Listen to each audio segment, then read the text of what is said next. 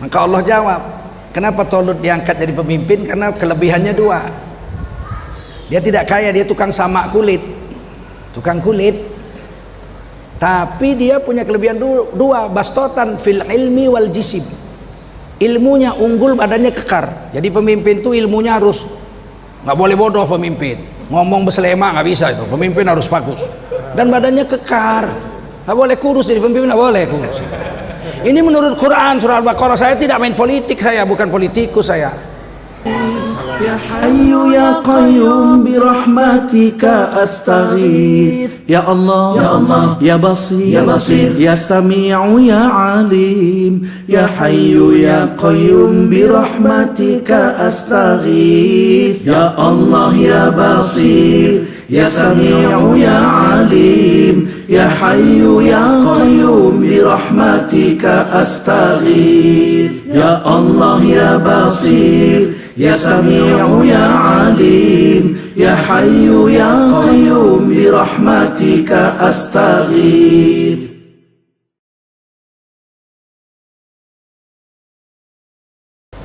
Assalamualaikum warahmatullahi wabarakatuh.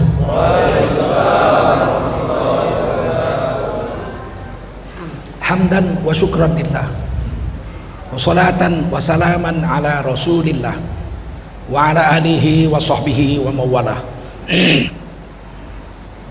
Allahumma salli wa sallim ala hadzal nabiyyil karim sayyidina wa nabiyyina wa habibina wa maulana Muhammadin wa ala alihi wa sahbihi ajma'in.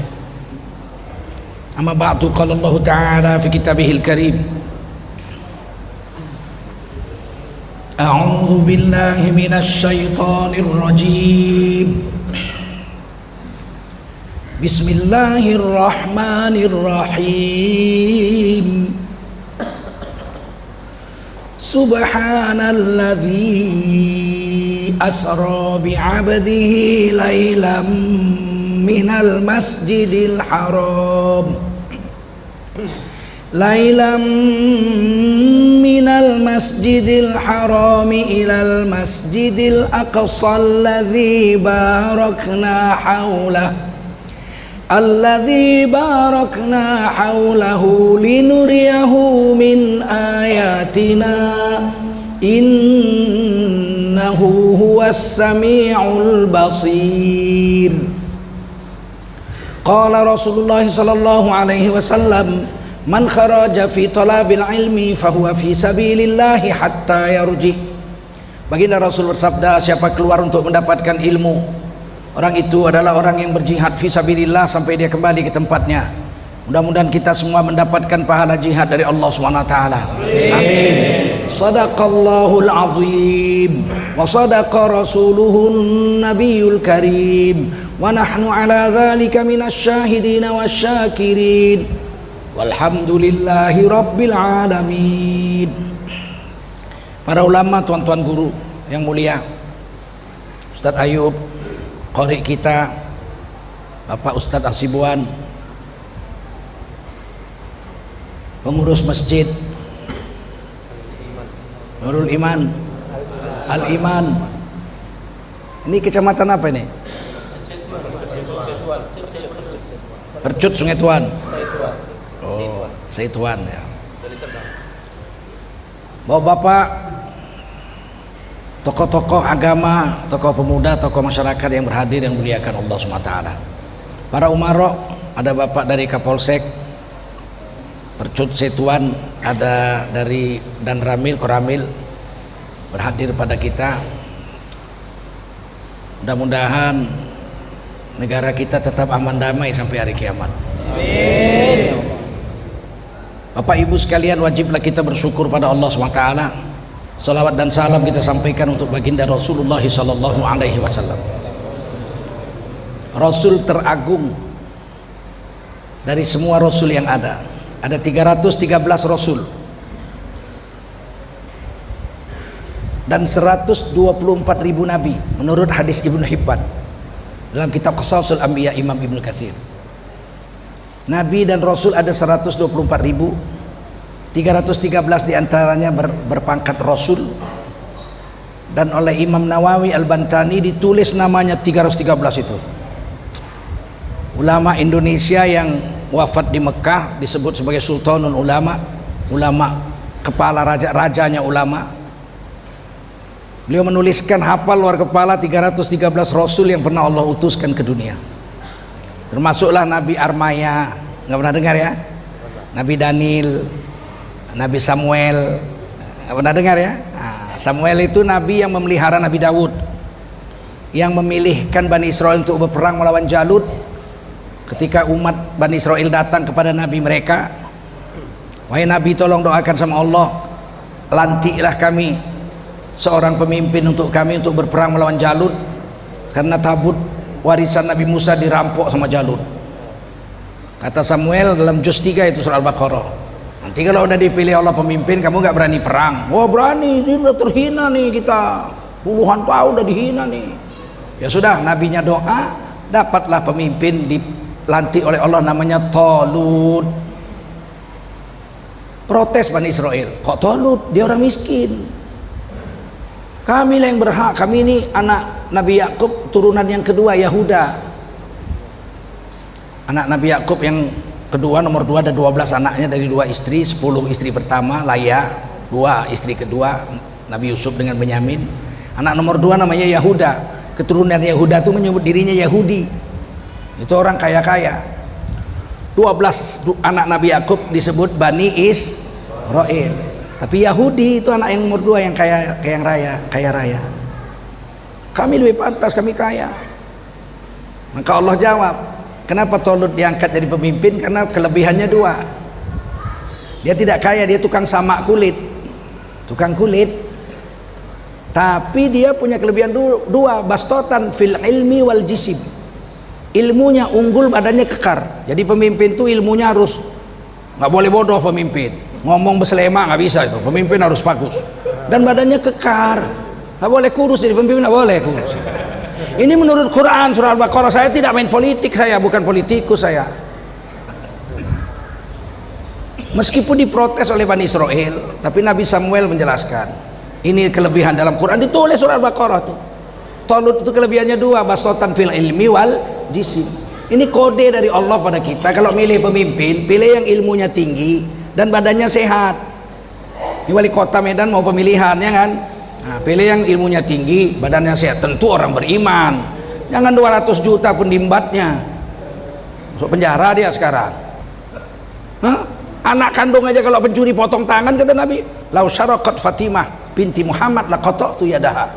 Andai kata anak kandungku Fatimah binti Muhammad mencuri, aku langsung yang pasti memotong tangannya. Pakai harfun taukid, la qata'tu yadaha, pasti ku potong tangannya, kata Nabi. Nggak kompromi Nabi kalau sama maling. Paham? Kalau sama orang miskin Nabi kompromi. Nabi rela nggak makan, makanannya dikasih sama orang miskin. Sahabat pun begitu. Datang tamu ke Masjid Nabawi, kata Nabi, ini ada tamu nih, musafir. Siapa yang bisa ngasih makan malam ini, bawa ke rumahmu makan. Habis itu nanti biar tidur dia di masjid. Wow, saya mau, ya Rasul, dibawa. Sampai di rumah, sebentar kau di luar, aku tanya istriku dulu, biar dirapikan rumah. Tanya istriku, ada makanan nggak? Ada. Berapa banyak? Ya cukup untuk 1 orang. Hah, 1 orang? Iya, kamu, saya, anak kita belum makan. Ini bawa tamu Rasulullah pula. Ya, mana bisa bang, makanan cuma untuk 1 orang. Kita aja bertiga, tamu 1. Udah, begini aja caranya. Nanti kau letakkan talam itu. Waktu kami mau makan, waktu kami sedang mau makan, matikan lampu. Pura-pura kehabisan minyak. Jadi nanti ku cekuh-cekuh makan tuh kan, makan kan sepiring berdua. Macam orang jalan gajah tuh yang kalian bilang sesat itu.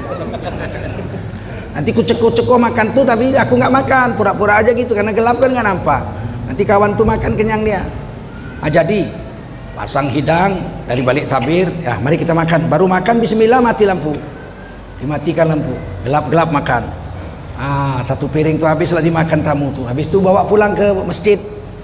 Tidurlah malam sahabat dengan istrinya, dengan anaknya, lapar malam itu. Besok pagi Nabi bilang waktu habis subuh, takjub, menakjubkan perbuatanmu tadi malam. Allah beritahu kepada saya, kamu rela nggak makan, anak istrimu rela nggak makan demi menjamu tamu. Begitu. Dan Nabi beritahu itu, Allah memuji kamu. Bukan main-main zaman dulu, langsung aja dari Rasul.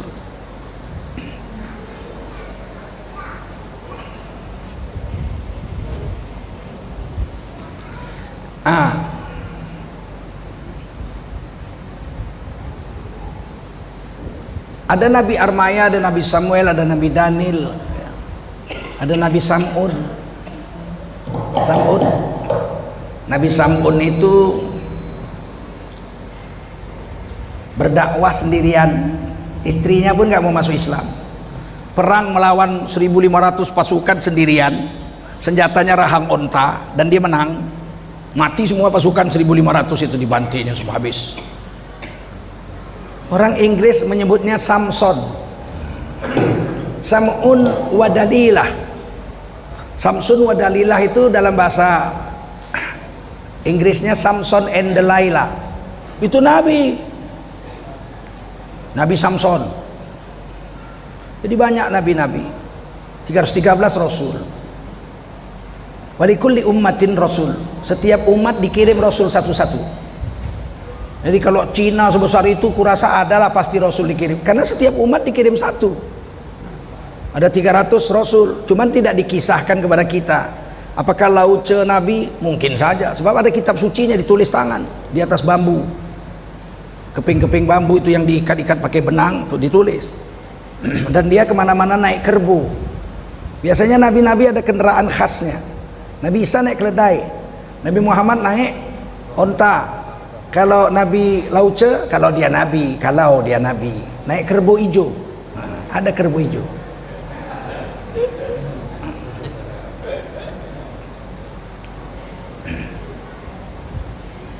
Tiap-tiap umat ada rasul. Indonesia pun segini banyak, 267 juta, nggak mungkin negeri Nusantara ini nggak dikirimi nabi. Dari 124.000 itu mesti ada, ya nggak? Cuman karena nggak dikisahkan kita nggak tahu. Mungkin aja nabi untuk orang Indonesia itu Nabi Nuh, mungkin karena Nabi Nuh itu tidak disebut dari mana. Nabi Ibrahim dari Mesopotamia, Irak. Nabi Musa dari Bani Israel, dakwah ke Fir'aun di Mesir, ya kan? Nabi Yusuf Bani Israel, anak Nabi Yakub, dakwahnya ke Mesir juga, jadi raja di Mesir. Nabi Isa alaihissalam di Palestina, Nabi Ayub di Turki, Nabi Yunus di Nawaweh. Itu sebut daerah-daerahnya. Nabi Nuh dari mana? Mungkin dari Indonesia. Kok ketawa? Karena ternyata perahu Nabi Nuh itu menyangkut di gunung. Di dalam Quran disebut wastawat alal judi, sangkut di gunung Judi. Gunung Judi menurut kitab Taurat gunung Ararat. Perahu Nabi Nuh nyangkut di gunung Ararat. Gunung Ararat itu, gunung Judi itu adanya di Turki. Sekitar 2.500-an meter dari permukaan laut ada perahu nyangkut di situ, perahu kayu. Tinggal lunas-lunasnya, karena dulu perahu itu diperkirakan 3 tingkat. Tingkat pertama paling atas untuk burung-burung sepasang-sepasang, tingkat kedua untuk 80 orang Islam yang beriman, tingkat paling bawah untuk kerbau, sapi, rusa, kuda Nil sepasang-sepasang, gajah nanti paling bawah. Nah, setelah perahu itu nyangkut di Gunung Judi, mereka turun ke tanah. Nah, mereka hidup lagi 50 tahun lagi, kemudian Nabi Nuh masih hidup. Perahu itu sudah dapat diperiksa oleh arkeolog zaman sekarang. Diperiksa, ternyata kayunya kayu jati dari Jawa Timur. Mungkin aja Nabi Nuh orang Surabaya. Sebab negeri Nusantara begini besar, nggak mungkin nggak ada nabi. Betul? Masa 124.000 nabi nggak dikirim kemari?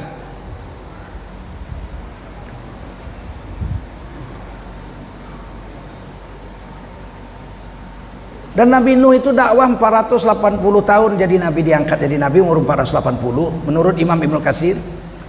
Dakwahnya 420 tahun malam dan siang sampai umur 900 tahun. Cuman punya murid 80. Tabah kali Nabi Nuh itu. Berarti kan dakwah 5 tahun dapat 1. Dakwah 5 tahun dapat 1. 420 tahun cuma dapat 80. Sedangkan Nabi Nuh dakwahnya di dalam Quran disebut lailan wan naharo, malam dan siang. Mana ada nabi dakwah malam siang kecuali Nabi Nuh. Karena Nabi Muhammad malam tahajud. Wa minal laili fatahajjat bihi nafilatan lak, malam tahajud. Siang ya ayyuhal muddatsir kum fa'anzir. Kalau siang dakwah, kasih peringatan. Kalau malam tahajud Nabi separuh malam atau kurang dari itu. Kalau Nabi Nuh lailan wan nahara, nggak ada tahajud Nabi Nuh. Beliau dakwah malam dan siang. 420 tahun sampai umur 900 tahun, muridnya cuma 80. Berarti kan muridnya bedogol semua itu. Umatnya degelnya lu minta ampun itu. Kalau lihat degelnya umat Nabi Nuh, 420 tahun di dakwah, cuman yang beriman 80, istri dan anak bungsunya nggak mau beriman. Cocoknya memang orang Indonesia Nabi Nuh itu. Iya. Orang Indonesia ini kan capek di dakwah, nggak berubah-berubah. Berani menghina ustaz lagi. Alah, itu kan katanya. Padahal dia baca Fatihah aja bengkok 18. Degil-degilnya bukan main kalau dikasih tahu. Jangan pilih Ahok, dipilihnya juga Ahok. Bandel. Kalau nengok bandelnya umat Nabi Nuh, cocoknya memang orang Indonesia Nabi Nuh. Tapi nggak pasti karena Nabi nggak disebutkan. Allah juga tidak bisa jadi. Kalau kayunya dari Jawa Timur, mana ada di Mekah kayu? Ada di Mekah kayu? Ada. Kayu jati, panjang perahu Nabi Nuh itu 150 meter. Kapal tanker itu. Dan dalam Quran Nabi Nuh itu tidak disebut perahunya itu safinah. Bukan safinatun Nuh. Perahu safinahnya Nabi. Kalau safinah perahu dayung. Mana bisa perahu dayung ngangkat sepasang-sepasang binatang? Gajah, kuda Nil, kuda, rusa sepasang-sepasang. Mana kuat kalau perahu dayung. Belum lagi ngangkat burung sepasang-sepasang, belum lagi ngangkat 80 orang. Udah pasti perahu Nabi Nuh itu besar. Setuju? Quran bilang memang bukan safinah. Quran bilang perahu Nabi Nuh itu palka. Bahasa Inggrisnya palka itu kapal tanker. Dan Quran bilang falka. Tulis bahasa Arabnya fulka. Wasna'il fulka bi'ayunina wa wahyina. Dibuat itu perahu fulka. Dibuat itu palka 150 meter panjangnya. Itu langsung di pengawasan Allah dan melalui wahyu. Bi'ayunina wa wahyina. Pakai pengawasan kami Allah dan pakai wahyu kami. Nabi Nuh mana bisa bikin perahu? Dari mana taunya? Ya dari wahyu. Ambil kayu sini, potong di sini, sambung di sini, ikat di sini, bikin begini. Ya tinggal wahyu aja, kerjakan aja apa yang diperintah. Dan itu ratus tahun, bukan seminggu bikin perahunya itu. Ratus tahun bikin perahunya itu. Di mana kayu sebanyak itu diambil kalau di Mekah, di Timur Tengah sana? Mesti di sini. Sudah ada perahunya. Dari semua nabi-nabi 124.400, 313 rasul. Dari 313 rasul 25 yang wajib kita kenal. Kalau 25 itu wajib kita kenal, namanya rasul pilihan. Walaupun nggak berturut-turut, berdosa orang Islam kalau nggak kenal nama nabi yang 25 itu. Sebab itu rukun iman. Rukun iman yang ketiga, percaya kepada rasul. Bukan yang 124.000 itu, mana kita tahu siapa itu. 313 yang apal Imam Nawawi cuman. Al-Bantani, orang Banten itu.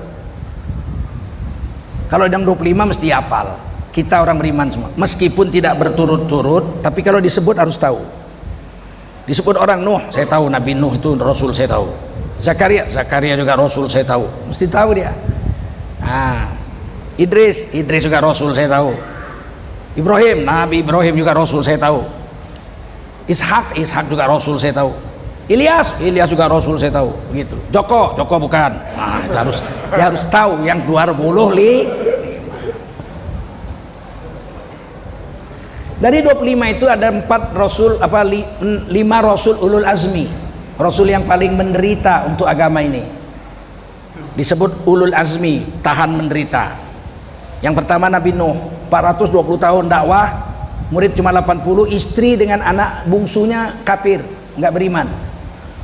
Nabi Nuh tidak disebut nabi yang gagal, tapi Nabi Nuh disebut rasul ulul azmi. Nabi Ibrahim, pamannya yang membesarkan dia, Azar namanya. Di dalam Quran abuhu Azar, bapaknya Azar, tapi bukan bapak kandungnya itu. Orang Arab kalau menyebut bapak kandung Walid, apa? Walid. Kalau abu itu bapak bisa, paman, kakek, buyut. Nabi Muhammad memanggil Nabi Ibrahim Abi Ibrahim wa Abi Ismail.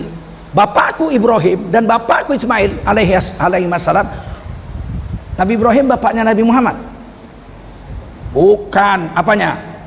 Buyut 4000 tahun lebih. Tapi tetap aja Nabi Muhammad memanggil Nabi Ibrahim Abi Ibrahim wa Abi Ismail. Bahasa Arab, abu itu paman. Orang Melayu juga menyebut pamannya itu ayah. Saya orang Melayu. Kami kalau memanggil saudara bapak kami ayah. Kalau kami panggil ayah berarti paman. Kalau bapak kandung kami panggil entu. Apa? Entu. Ada entu di rumah, oh, berarti bapak kandung saya. Kalau ada ayah di rumah, oh, ayah saya ada 3. Yang mana kau mau jumpa? Ternyata orang Arab pun begitu. Aina abuk, mana bapakmu? Ada 11 pamanku di sini, Abu. Abi, ada 11. Mana kau mau jumpa? Bapak kandungmu? Oh, Walid. Walid wujud, insyaallah. Tangan, masuk. Jadi orang Arab kalau jemput bapak kandung Walid. Kalau Abu itu pamannya itu. Orang Jawa juga menyebut bapaknya Romo, tapi nyebut pamannya bapak, Pak D, bapak gede, Pak Le, bapak cilik. Betul? Kalau bapak kandungnya disebut Romo, Romo, ono maling. Nah, itu berarti bapak kandungnya. Kalau dia sebut bapak, itu bapak gede, bapak cilik. Orang Melayu juga manggil pamannya Pak Ci, bapak kecil, ya kan? Nah, sama. Kalau bapak kandung orang Arab memanggilnya Walid, bukan Abu. Makanya doanya Rabbi firli wali walidayya. Walid, 2 walidku. Wali walidayya, 2 walidku. Bapak ibunya maksudnya. Itu harus mengerti supaya kita punya tauhid bagus. Jangan sampai kita terpengaruh dengan satu ajaran baru yang mengatakan bapak Nabi Muhammad masuk neraka, ibunya masuk neraka. Iya, menghina kali kau sama Nabi Muhammad. Apa salahnya bapak Nabi kok masuk neraka? Apa salahnya ibu Nabi kok masuk neraka? Ya karena enggak Islam. Dari mana kau tahu bapak Nabi enggak Islam? Uang Nabi Muhammad yang belum lahir bapaknya sudah wafat kok. Kan Nabi Muhammad enggak jumpa sama bapaknya, betul? Masa orang enggak jumpa sama Nabi dimasukkan ke neraka? Orang yang enggak jumpa Nabi, enggak dapat dakwah, enggak kena hukuman neraka, betul? Betul enggak? Betul enggak? Ibu Nabi umur 6 tahun Nabi sudah wafat ibunya. Nabi jadi Nabi umur 40. Umur 6 tahun beliau sudah wafat. Terus ibunya masuk neraka karena enggak masuk Islam gitu. Enak aja pun kau menuduh-nuduh Nabi kami begitu. Utekek kan kepalamu nanti. Jangan begitu sama Nabi. Ada hadis Sahih Muslim, betul, satu-satunya memang hadis ahad itu. Satu orang nanya sama Nabi, "Aina Abi? Di mana bapakku?" Bapaknya baru meninggal. Sahabat ini nanya sama Nabi, "Aina Abi? Bapakku di mana?" Nabi diam. Kemudian laki-laki itu pergi. Waktu laki-laki itu pergi dipanggil Nabi, fulan, abuk wa abi finnar, bapakmu dan bapakku di neraka. Oh, ini kuat bapak orang itu sama bapak Nabi di neraka. Nabi pakai abu, bukan pakai kata walid. Abu itu bisa saja Abu Thalib, betul? Yang memelihara Nabi dari kecil, dari umur 8 tahun sampai Nabi nikah, sampai Nabi mau dibunuh pun Abu Thalib membela Nabi. Tapi Abu Thalib tidak Islam. Wajar masuk neraka karena ketemu dengan Nabi, betul nggak? Sampai akhir hayat didakwah sama Nabi. Abu, pamanku, ya Abi, pamanku, qul la ilaha illallah. Ucapkan la ilaha illallah saja, tak usah ucapkan Muhammadur Rasulullah. Saking hormatnya Nabi sama bapaknya ini, pamannya ini. Qul la ilaha illallah. Bas, cukup. Ditengok sama Abu Thalib Nabi Muhammad, ditengoknya. Umayyah bin Khalaf ada situ, Abu Jahal ada situ. Nanti kalau diucap kayak takut pula sama Nabi Muhammad, akhirnya dia nggak ngucap. Padahal cukup mengatakan la ilaha illallah, nanti di hadapan Allah saya yang akan membela paman. Muhammadur Rasulullah nggak usah saya, karena di seumur hidup paman membantu saya. Tapi ucapkan la ilaha illallah, nggak mau. Nah ketika dia sudah hampir mati mulutnya komat kamit. Dalam Sirah Ibnu Ishaq saya baca itu, Ibnu Ishaq, saya baca kitabnya. Maka Abbas, paman Nabi, adiknya Abu Thalib, 3 tahun lebih tua dari Nabi, melengketkan kupingnya ke mulut Abu Thalib karena mulut komat kamit, didengar gitu. Kemudian Abu Thalib mati. Setelah kejadian itu Nabi bertanya kepada Abbas radhiyallahu anhu. Waktu itu Abbas masih kafir, belum Islam. Sayyidina Abbas belum Islam. Sayyidina Abbas Islamnya kan setelah Fathul Makkah, hampir jatuh Mekah ke tangan. Nabi sudah siapkan 10.000 pasukan mau menguasai Mekah. Abbas datang menjumpai Nabi, masuk Islam. Khalid bin Walid masuk Islam, Amr bin As masuk Islam. Baru Nabi bawa pasukan ke Mekah. Abu Sufyan di perjalanan jumpai Nabi masuk Islam juga, panglima besarnya Quraisy. Abbas belum masuk Islam waktu Abu Thalib wafat. Isra Mi'raj belum dilaksanakan kok. Nabi bertanya, apa kata paman saya? Abi, apa kata abiku gitulah. Maka kata Abbas, dia mengucapkan kalimat yang kau suruh itu, la ilaha illallah. Apa kata Nabi? Ma'asma, aku nggak dengar. Nggak aku dengar. Nah, ini orang Syiah mengambil hadis ini, tuh sebetulnya ngucap, tetapi Nabi nggak dengar. Ya Abbas kan dengar. Abbas kafir. Kesaksian orang kafir nggak diterima dalam Islam, paham? Ngerti? Ngerti nggak? Ini pahamnya ahli sunnah wal jamaah, kita bukan Syiah. Dan ada hadis Hasan Sahih yang mengatakan Abu Thalib disiksa di neraka yang paling ringan, diletakkan bara neraka sebesar biji sawi ke tapak kakinya, mendidih otaknya sampai selama-lamanya. Itulah doa Nabi untuk meringankan siksa Abu Thalib. Padahal harusnya Abu Thalib itu dalam neraka kerak-keraknya itu, kafir. Apakah Nabi punya hak untuk minta keringanan? Punya. Abu Thalib cuman mendidih otaknya di neraka. Kalau kita masuk neraka apa yang mendidih?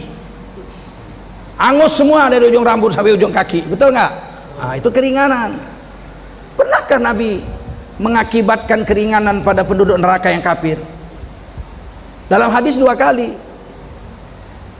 Sekali Abu Thalib nerakanya cuman otaknya mendidih. Yang kedua Abu Lahab itu kafir juga tuh, paman Nabi, kaya raya, punya kampung sendiri. Dia nggak tinggal di kota Mekah, dia nggak tinggal dekat Ka'bah, dia punya kampung sendiri namanya kampung Abu Lahab. Kalau naik taksi dari Mekah ke arah Tanim 15 menit ada namanya kampung Abu Lahab. Ada gunungnya Jabal Abu Lahab. Sekarang diratakan sama tanah, gunungnya diambil untuk membuat gedung-gedung, jalan-jalan. Nah, bekas gunung Abu Lahab itu dibangun masjid Abu Lahab. Kata orang, saya baru pulang umroh, baru tahallul nih. Saya jemaah terakhir yang bisa masuk Mekah, yang lain diusir.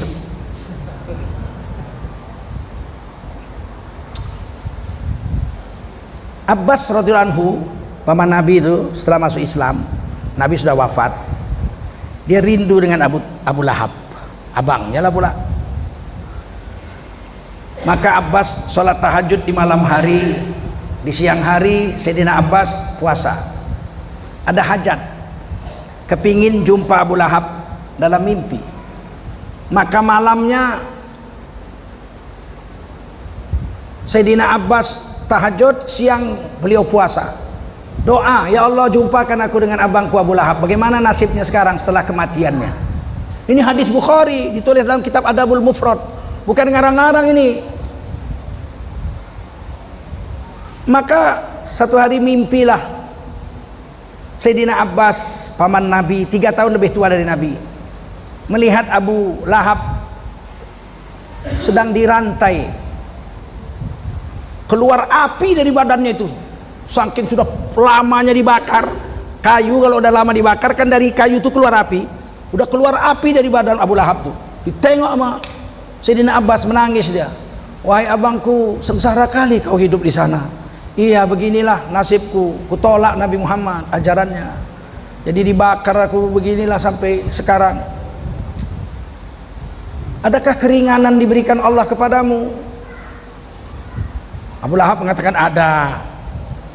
Setiap malam Senin dan hari Senin rantiku dibuka dan aku boleh ngempot, ngisap tangan,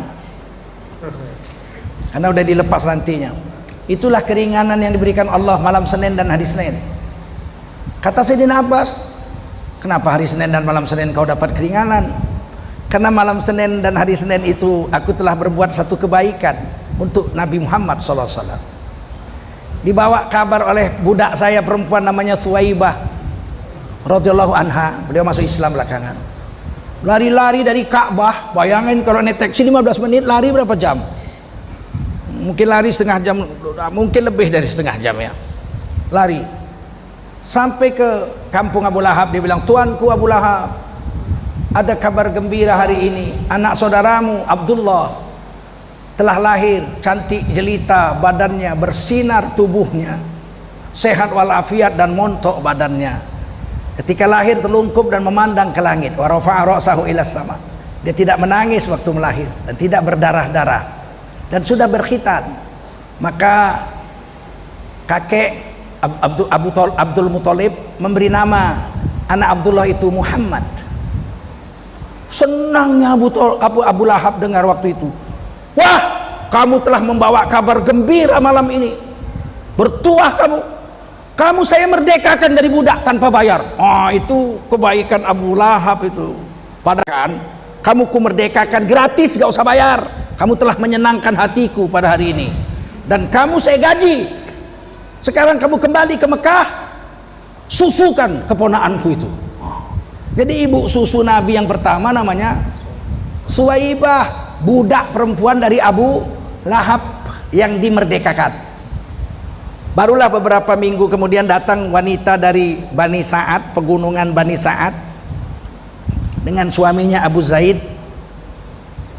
Diambillah Nabi untuk disusukan di pegunungan Bani Sa'ad. Wanita penyusu Nabi yang kedua namanya Halimatus Sa'diyah. Nabi tinggal di pegunungan Bani Sa'ad selama 6 tahun. Nggak pernah lihat berhala selama 6 tahun. Nggak pernah lihat orang mabuk selama 6 tahun. Nggak pernah lihat orang berzina selama 6 tahun. Sebab Nabi tidak dibesarkan di Makkah, tapi Nabi dibesarkan di suku Badui yang bahasa Arabnya sangat fasih, yaitu Bani Sa'ad.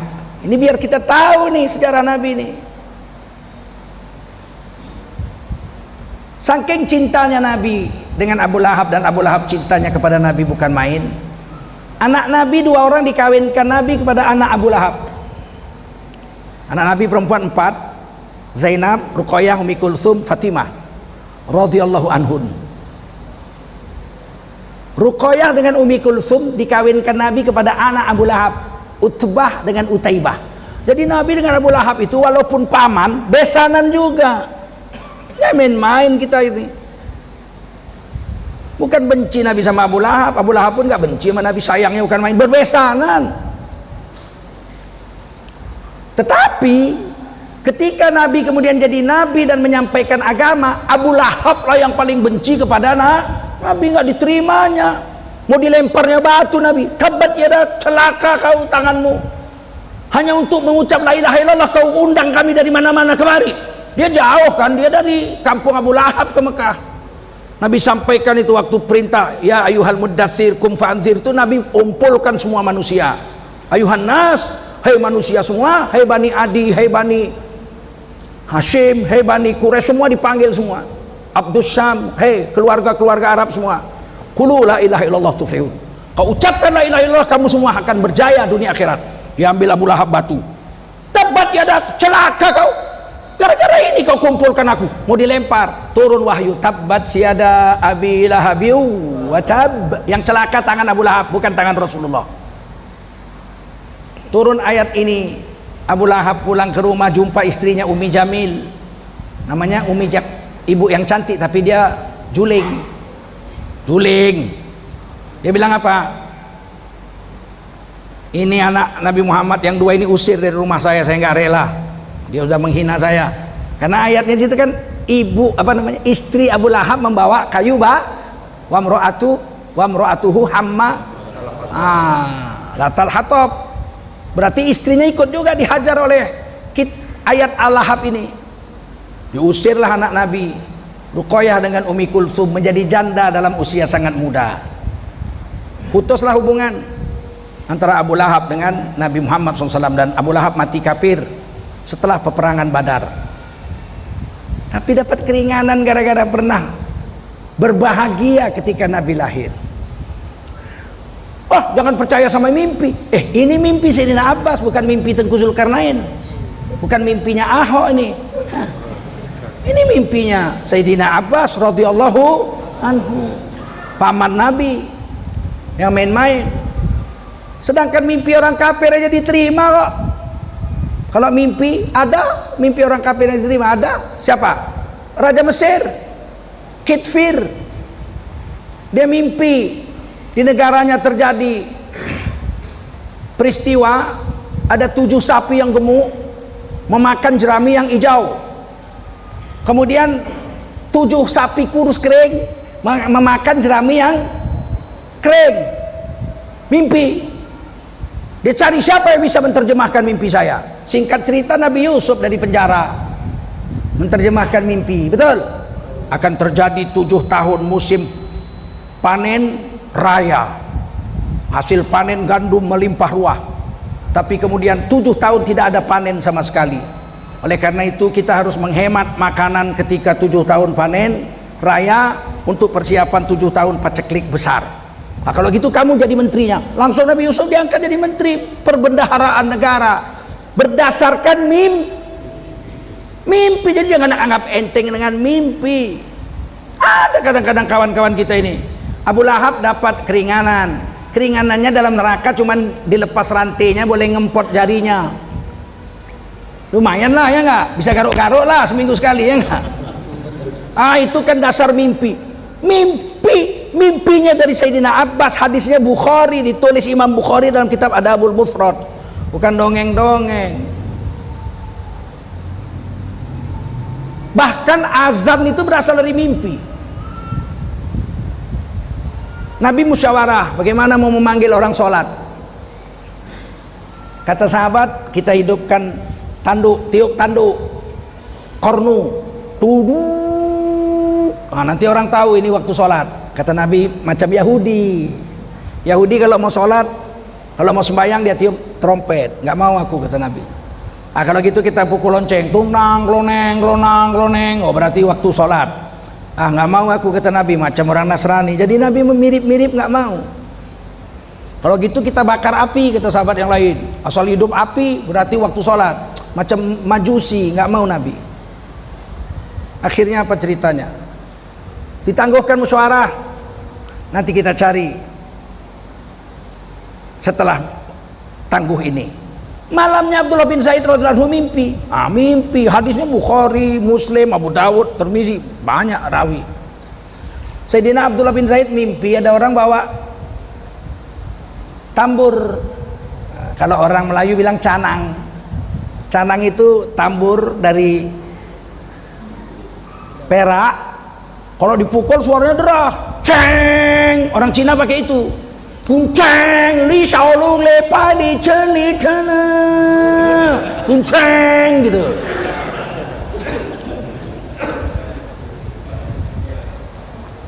Kata Abdullah bin Zaid, wahai tuan yang punya lonceng, yang punya tambur ini, saya mau beli tambur tuan ini dari perak, cakep, suaranya juga deras. Kata orang yang megang tambur dalam mimpinya itu, untuk apa kamu tambur ini? Canang ini untuk apa? Canang ini untuk saya kasih kepada Nabi, sebab Nabi sedang bermusyawarah bagaimana memanggil orang sholat. Pakai ini cocok nih, Deng! Orang tahu sholat.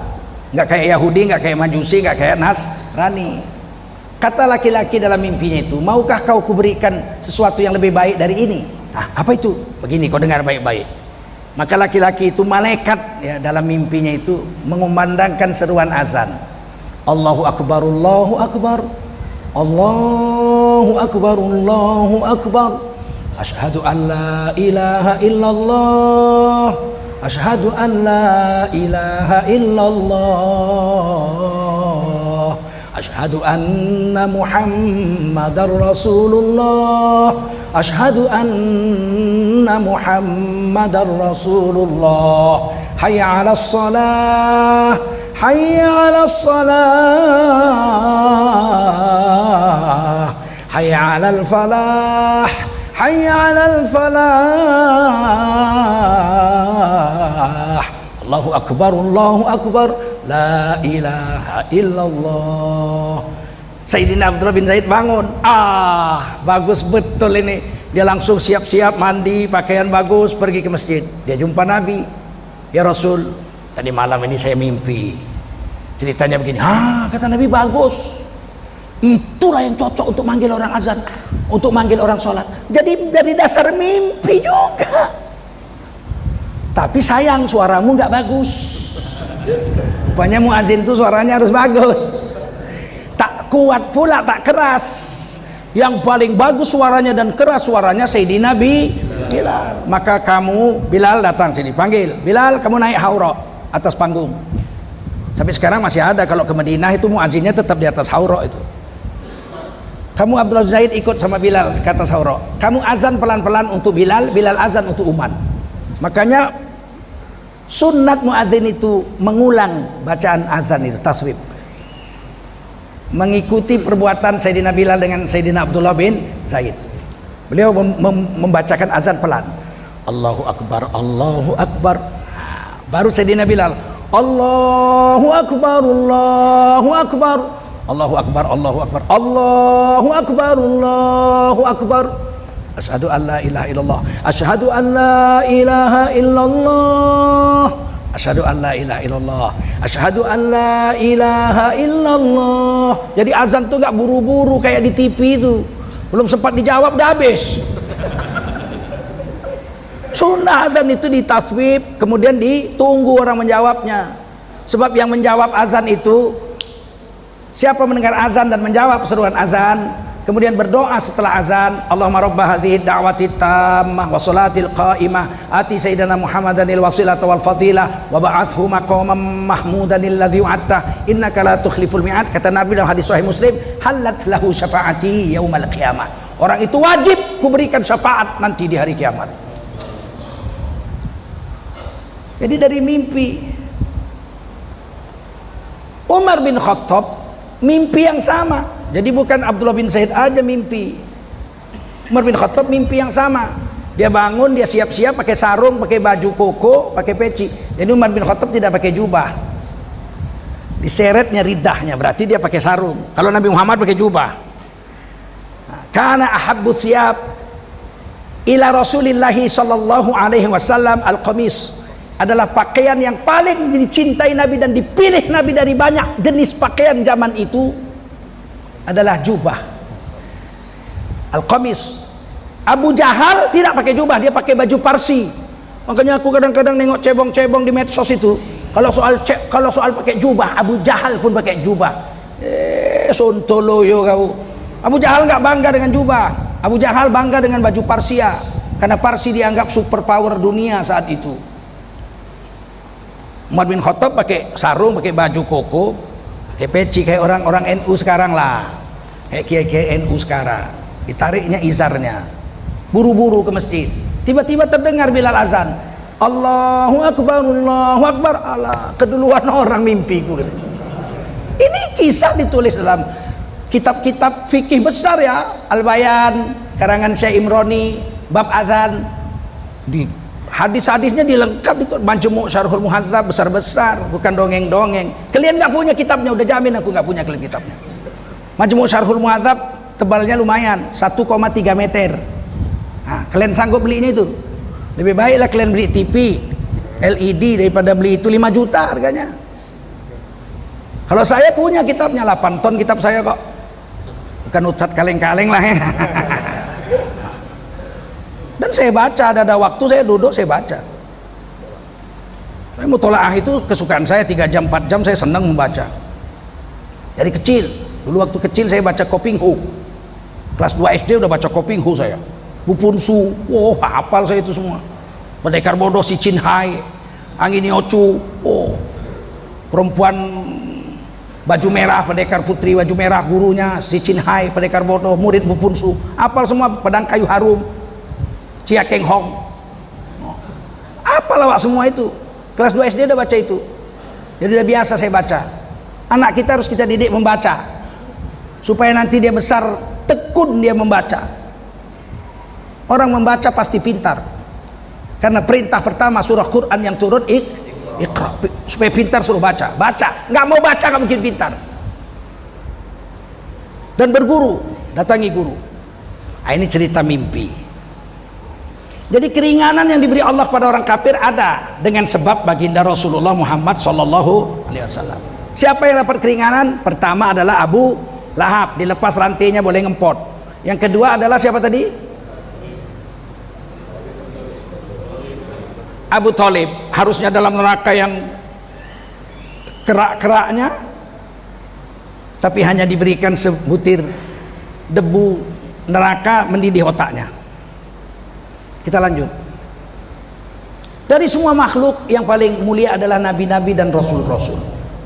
Dari semua nabi dan rasul-rasul yang paling mulia Nabi Muhammad sallallahu alaihi wasallam. Nabi Ibrahim ulul azmi, Nabi Musa ulul azmi, Nabi Isa ulul azmi, Nabi Muhammad ulul azmi. 5. Dari 5 rasul ulul azmi, 1 sayyidul anbiya wal mursalin, penghulunya nabi-nabi dan rasul-rasul. Paling mulia Nabi Muhammad, jangan bilang tidak. Dari mana mulianya? Nabi-nabi lain membawa barokah, nabi-nabi lain membawa barokah, Nabi Muhammad juga bawa barokah. Iya, tapi nabi-nabi lain bawa rahmat di kampungnya aja, sedangkan Nabi Muhammad bawa rahmat seluruh. Itu bedanya. Kalau barokah, semua nabi barokah. Nabi Isa barokah, ditulis di Quran. Nabi Musa barokah, ditulis di Quran. Nabi Ismail barokah, masih bayi disepak-sepaknya pasir, ibunya lari-lari sofa marwah cari air, keluar air Zam-Zam sampai sekarang nggak kering-kering. Air Zam-Zam barokah. Barokahnya siapa? Nabi Ismail. Semua nabi-nabi bawa barokah. Nabi Musa bawa barokah. Waktu nyebrang Laut Merah, Fir'aun mati tenggelam. Sampai di Laut Merah, kata Nabi Musa, yuk kita lanjutkan perjalanan. Bani Israel waktu itu menurut Imam Suyuti dalam kitab Durrul Mansur sekitar 600 sampai 700 ribu orang. Banyak sekali zaman itu segitu. Kita teruskan perjalanan, ambil Baitul Maqdis, Palestina kita kuasai, kita hidup makmur di sana. Apa kata Bani Israel? Takut, nggak berani perang, ngeri, takut mati. Pengecut Israel itu. Akhirnya kata Nabi Musa, kalau kita nggak ke Palestina, kita tinggal di padang pasir. Biar aja padang pasir, kan ada Nabi Musa. Kata Nabi Musa, ya sudah, bentang kemah. Habis bentang kemah, panas, gurun Sahara. Bagaimana Nabi Musa? Kering lah kita, gurun Sahara. Nabi Musa doa, datang awan Ghamam dalam Quran surah Al-Baqarah. Awan hitam itu nggak hilang-hilang selama 40 tahun. Hidup senang lawak di padang pasir pun kalau dipayungi awan hitam 40 tahun. Maka doa Nabi Musa, datang berkah. Awan hitam di gurun Sahara memayungi Bani Israel 600 sampai 700 ribu orang, tidak hilang-hilang tuh awan. Berapa nyamannya hidup di padang pasir seperti itu. Dah, sudah aman. Terus dia bilang apa? Nggak ada air ya Nabi Musa. Oh oke, air. Dipukul Nabi Musa, gunung batu. Fan fajarat min husnata asyrata aina, muncrat 12 pancuran. Ini Quran yang bilang. Kenapa 12 pancuran? Karena Bani Israel 12 suku. Anak Nabi Yakub kan 12, 10 istri pertama, 2 istri kedua, 10, 12. Wa kullu unasim masyrabahum, setiap satu suku ambil satu pancuran. 40 tahun nggak berhenti itu air mengalir terus. Wah, dari mana sumber airnya? Jangan tanya. Itu barokah dan rahmat Nabi Musa, Allah beri. Sampai sekarang sudah 4.000 tahun, 3.000 tahun lebih, air itu belum berhenti. Walaupun tidak 12 mata air lagi, tidak 12 pancuran, tapi masih mengalir dari gunung itu air, dan mengalir di padang pasir gurun Sahara menjadi sungai kecil yang jernihnya macam air hujan. Orang di sana menyebutnya Ain Musa, mata air Nabi Musa. Kalau bapak punya uang $1.200 aja bisa saya bawa ke sana. Saya bawa ke sana. Mandilah situ, minumlah air itu. Air yang barokah dari pukulan tongkat Nabimu 4.000 tahun belum berhenti itu. Semua nabi-nabi barokah. Nabi Isa juga. Nabi Isa mengatakan, Inni Abdullah, aku adalah hamba Allah. Ataniyal kitab, Allah beri kepadaku sebuah kitab yaitu Injil. Waja'alani nabiyya, Allah jadikan aku seorang nabi. Waja'alani mubarakan aina ma kunt, dan Allah jadikan aku membawa barokah kemana saja aku datang. Sampai sekarang negeri yang pernah didatangi Nabi Isa semuanya jadi berkat. Ada kota tempat Nabi Musa dakwah 40 hari. Jadi Nabi Musa dakwah 40 hari. Namanya Jericho. Apa namanya? Jericho di Palestina. Masuk kekuasaan Israel sekarang. Jericho itu tumbuh pohon zaitun terbaik di dunia. Ditulis di Quran surah An-Nur, la syarqiyah wala gharbiyah. Tidak ada di barat, tidak ada di timur. Minyak zaitun di India banyak. Di Pakistan banyak pohon zaitun. Di Spanyol banyak sekali pohon zaitun. Sekilo minyak zaitun di Spanyol 80.000 rupiah uang sini. Murah sekali. Tapi waktu saya ke Palestina, saya sampai ke Jericho, saya bilang, apa keistimewaan Jericho ini setelah Nabi Isa sampai sini? Oh, dibacakan surah An-Nur. Ada minyak zaitun, nggak ada di barat, nggak ada di timur. Oke, saya beli sekilo untuk kakak saya di Medan. Tahu harganya berapa? 1.500.000. Di Spanyol sekilo minyak zaitun 80.000. Tapi di Jericho $100 lebih, 1.500.000. Saya bilang, apa hebatnya? Oh, kau tengok nih, tengok, kuning macam emas, ditulis di Quran. Tidak ada minyak zaitun sebagus minyak zaitun Jericho. Kenapa? Waja'alani mubarakan ainama kuntu. Allah jadikan aku Nabi Isa kemana aja datang membawa barokah sampai hari kiamat. Tapi Nabi Muhammad selain barokah, Nabi Muhammad barokah, ditanam Nabi korma ajwa sampai sekarang nggak mati-mati. Harganya 80 real sekilo. Berarti berapa itu? 8 kali 4, 320.000 sekilo korma Nabi. Saya baru pulang umroh dapat saya sekilo. Gratis. Dikasih sama yang jual. Tengku Zulkarnain, ya dia pun tahu juga saya. Oh, Masya Allah hadiah katanya. Wah, lumayan dapat sekilo. 320.000. Selain Nabi bawa barokah, Nabi bawa rahmat, kasih sayang. Dan rahmat Allah itu turunnya di seluruh dunia. Padahal Nabi nggak pernah datang ke situ. Nabi itu cuma di Mekah, Madinah. Betul? Taif nggak jadi dakwah, dilempari batu. Nabi cuma dakwah di Mekah, Madinah.